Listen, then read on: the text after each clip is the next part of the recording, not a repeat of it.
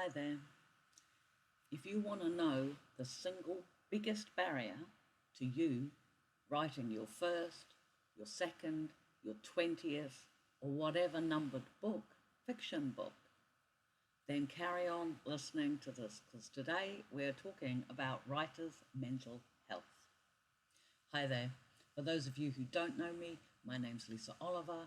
I am a self-published indie author and have been doing writing my books in the paranormal romance genre for just about 8.5 years.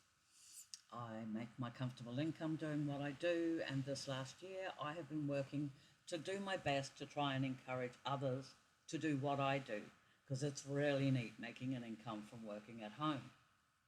The problem is that a lot of people say they want to write a book. However, there's also a lot of things that stop people writing a book.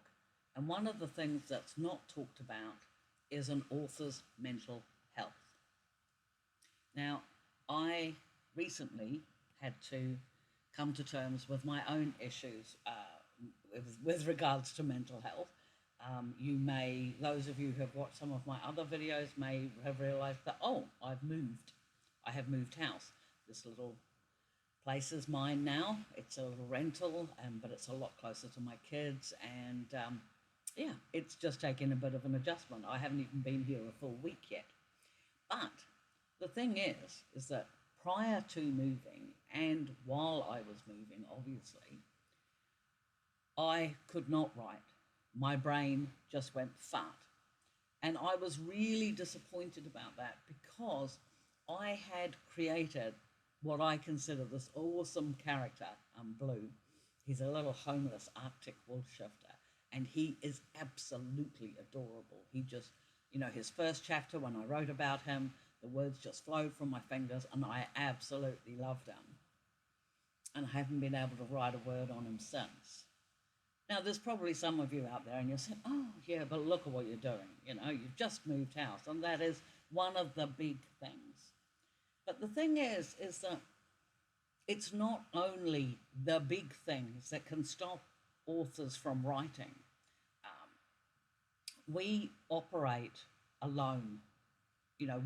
By the very nature of our profession, writers work alone.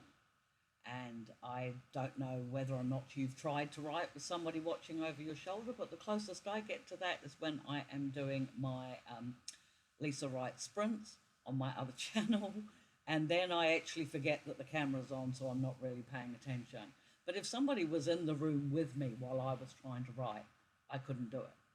I do need to be by myself to write, and a lot of authors that I've spoken to all say the same thing. But the problem is, so if you're on your own and you've got some time and you want to write, maybe you're starting your first book, because this is where the mental health aspect is at its worst. You think, right, I'm going to start this book. You've had this idea for your story for ages. Or maybe it's not even a story. Maybe you are wanting to address a wrong. Maybe you've had an experience that you feel you can help others with. It doesn't have to be fiction. Writing a non-fiction book is just as difficult as a fiction book when it comes to starting one.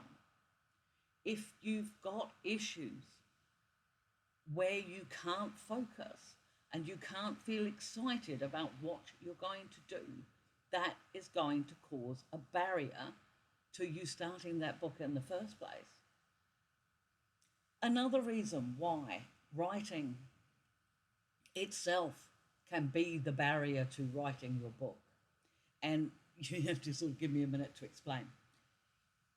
When I started working for myself, working as a writer, at the time I was still married, and I had mother-in-laws, sister-in-laws, all that sort of carry on, and I had my children and everything, of course.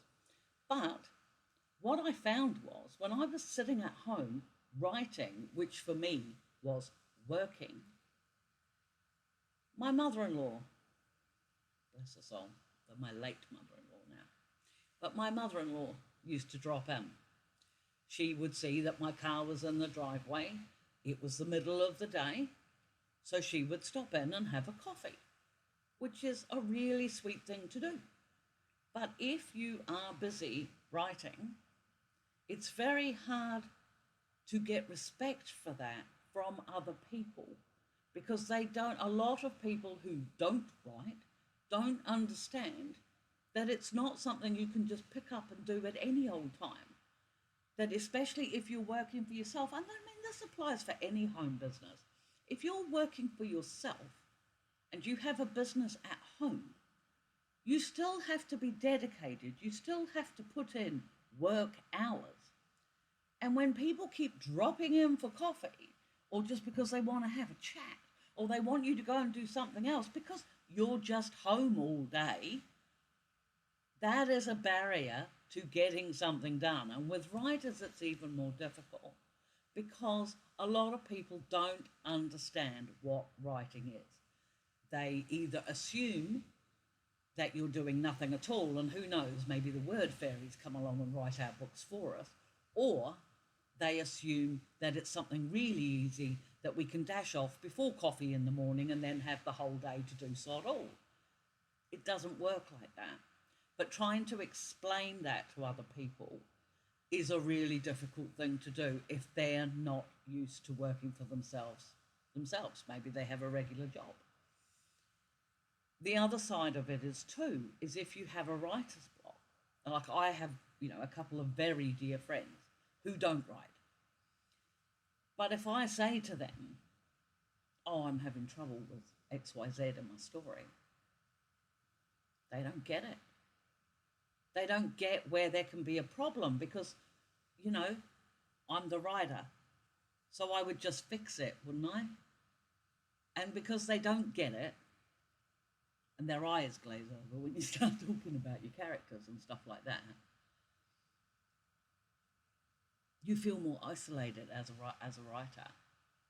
It doesn't mean that you've got lousy friends or lousy family or a lousy partner or whoever else you're trying to talk to.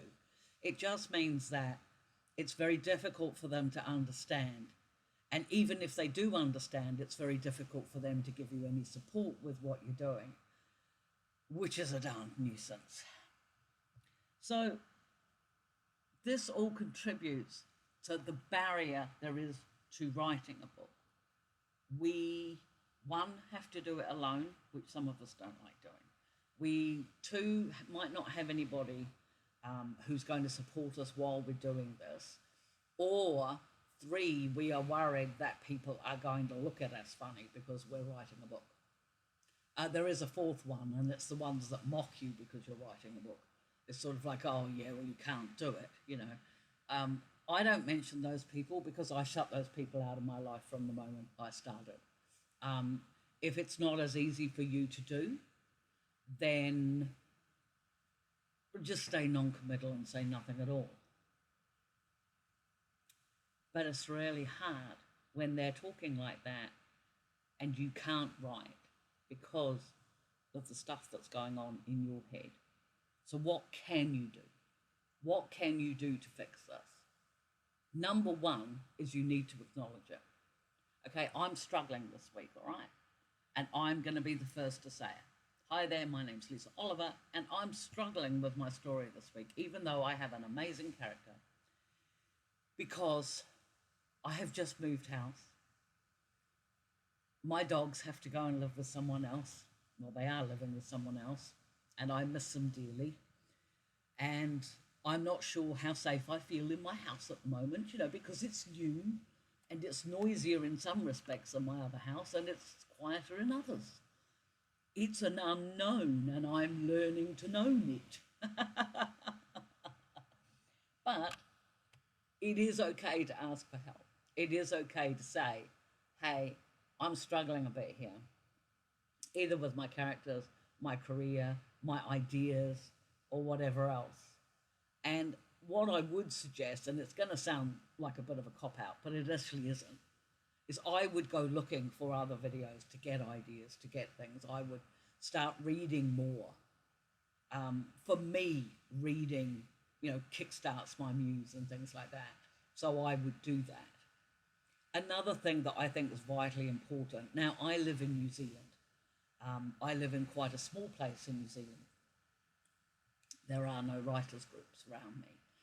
I tried to set one up once. Nobody replied. Nobody was interested. Um, you may live rural. There may be other barriers to you associating with writers in your country. So this is where you go online. And the neat thing about going online onto social media is that there's always someone there.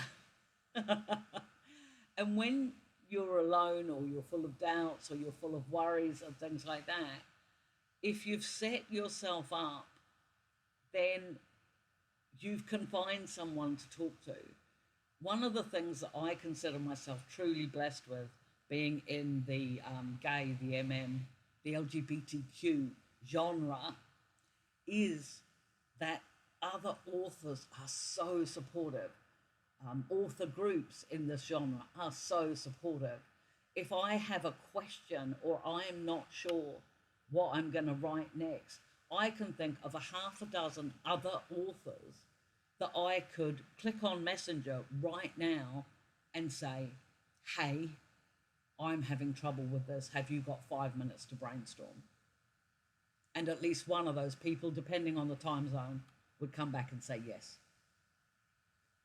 Those sorts of connections don't happen overnight. As I say, I have been in this business for 8 years.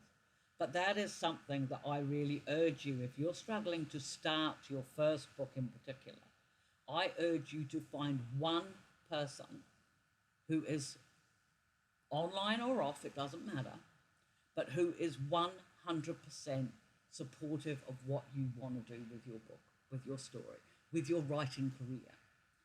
Because we all need someone to talk to. And hey, look, see, what I do is I talk to you. Of course, I can't hear you when you're talking back. And I don't know whether that's a good thing or a bad thing. And please, I'm not trivializing this. It's actually a very real thing. But it makes you vulnerable when you ask for help, and that's what I had to do. I wrote a blog post. I explained to my readers what I was going through. I said it might be a while until my story comes out. And I could, like as I say, I could think of half a dozen authors that I could talk to now, but I'm not going to, because how I'm coping with my lack of writing is, at the moment, is I am generating video content. And I'm going to do that because then I'll get it all up to date. And I'm hoping that by doing that too, it will help stimulate my brain into writing again. It's not the end of the world not being able to write in the first instance. When it becomes a problem is when you can't write full stop, or you just feel you can't. You get, the shiny syndrome, shiny butterfly syndrome. You keep looking for different things. You keep distracting yourself. You keep procrastinating, putting things off. The only way your book's going to be written is if you sit down and write it. If you're not keen on writing it, then why don't you plan it? I have got a very good, I think it's a very good video up here about planning your book, how to plan it, a very simplistic way of planning your book, which I will link up here. And now I need to write that down because otherwise I'll forget. Put link to planning books. And finding time to write is another big deal as well. So there's a link. We put it over that way. There's a link to planning your book, finding the time for your book. We will put up there as well for writing.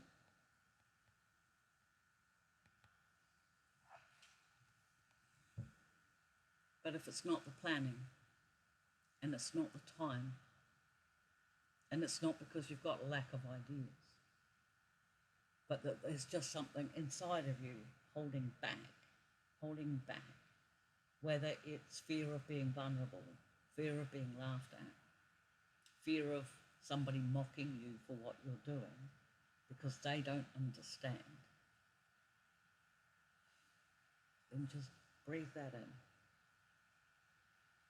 Just breathe it in and then breathe it back out again. Okay? In the first instance, you are writing your story for you. Okay?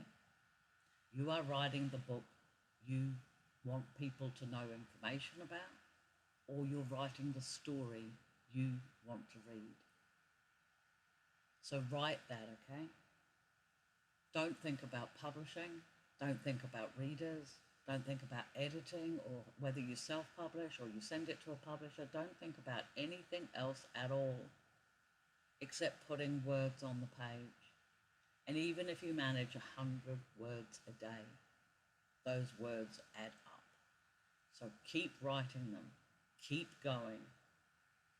And if you really need some help with anything at all and you want to brainstorm, then my contact details are in the About section of this channel.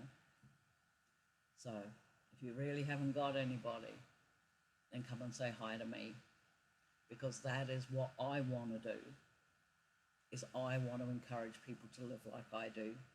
So, well, perhaps not in the small flat living on my own thing, but living off my earnings as a self-published author and enjoying what I do every day.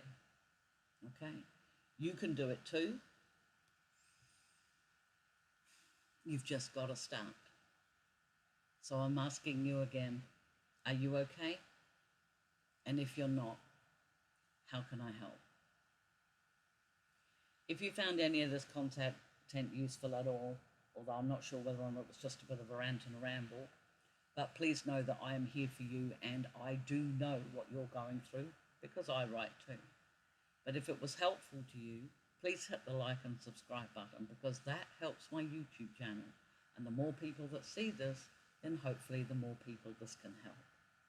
And it is also Pride Month this month. So please, hug the ones you love and stay safe, my friends. And if you're not okay, please talk to somebody. I care, and keep writing. We will catch you in the next video. Bye.